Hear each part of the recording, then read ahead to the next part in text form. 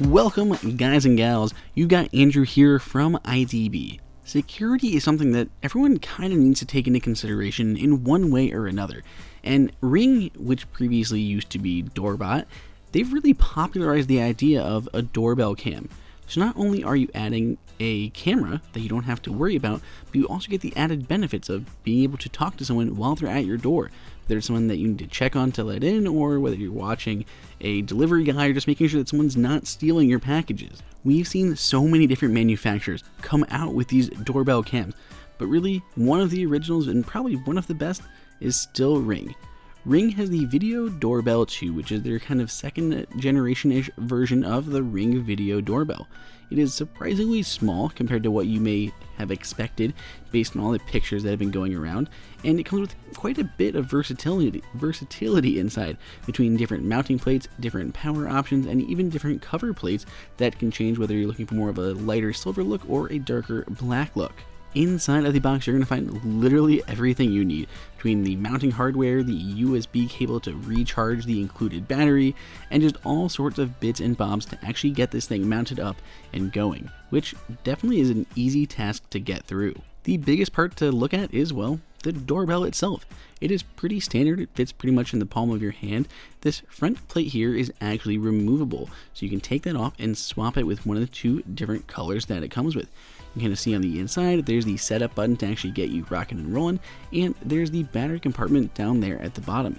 The battery lasts quite a while. If you use that, you can charge it up over USB and then slip it inside. You're good to go. If you don't want to go the whole battery route, you'd rather just have it hardwired and not worry about it, just replace your existing doorbell and hardwire it up to that. It's still really easy to do, and you don't ever have to worry about recharging that battery.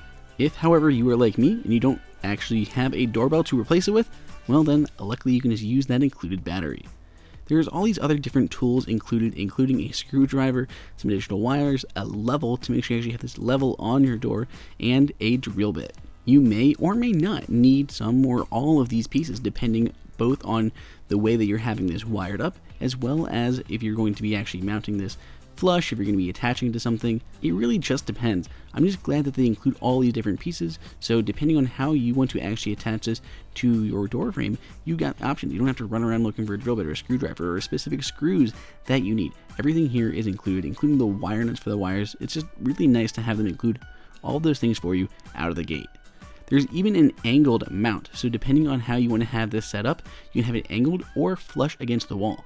Preferably for me, I like the angled mount a little bit. It points a little bit more towards the opening and works a little bit better for my guests. As far as the basics of the camera go, whenever someone presses the button, you get an alert that someone has rang your doorbell right on your phone, or through one of the chimes you can place throughout your home. You'll then get that alert whether you're at home or away. You can also get motion alerts if someone comes within specified motion zones from your front door. The app is broke down between all the different cameras that you have set up. You can go to specific rings, and these are all the rings regardless of the camera that you're looking at here. So these would be coming from all of my cameras. And then aside from Ring, we also have motion alerts. So there's ones where people have rang your doorbell, then motion when they just happen to be passing by or try to sneak something away without you noticing. Of course, there is also the live view history, so you can see all the times that you live viewed your camera. And then you have starred ones, which are basically anything that you kind of want to save, remember, anything like that. Aside from saving things for yourself, you're also able to share them with your neighborhood, so other Ring members in the area are able to share their videos and alerts. So if they've been having packages stolen, well, they can let everyone else know so they can keep an eye out. You can also view cameras individually, including their information like the battery, where they're located, what kind of alerts you are getting from that camera, and of course, jumping directly into live view. A couple new features that are pretty awesome is snooze motion alerts. For instance, if you're having a party and you get people coming, you don't really want to have to keep getting alerts. Well, simply snooze those motion alerts and you don't have to worry about it.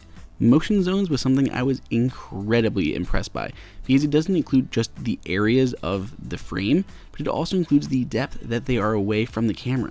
So for me, I have cars driving by all the time, and I don't want those setting off my camera.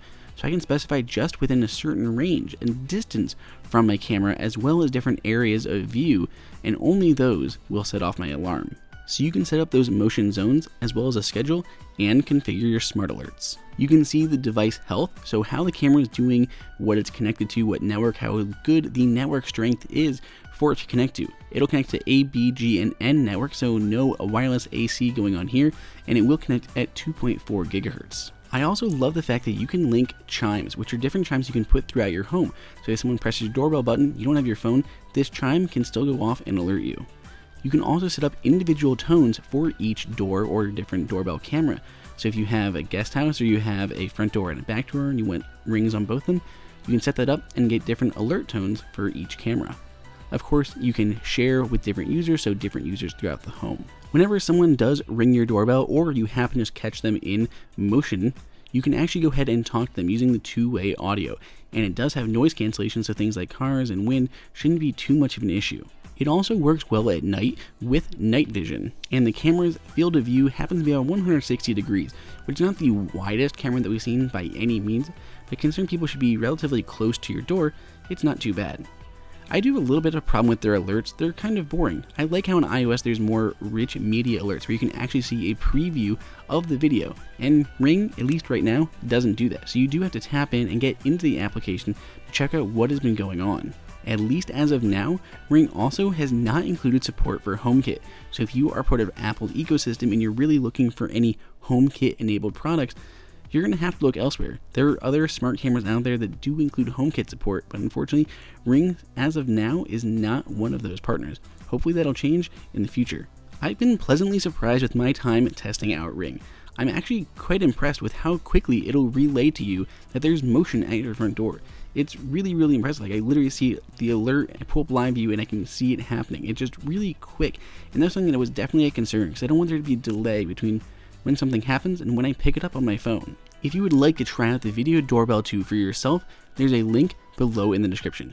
Let me know what you guys think down in the comments. Give us a thumbs up, subscribe, and until next time, this is Andrew for IDB.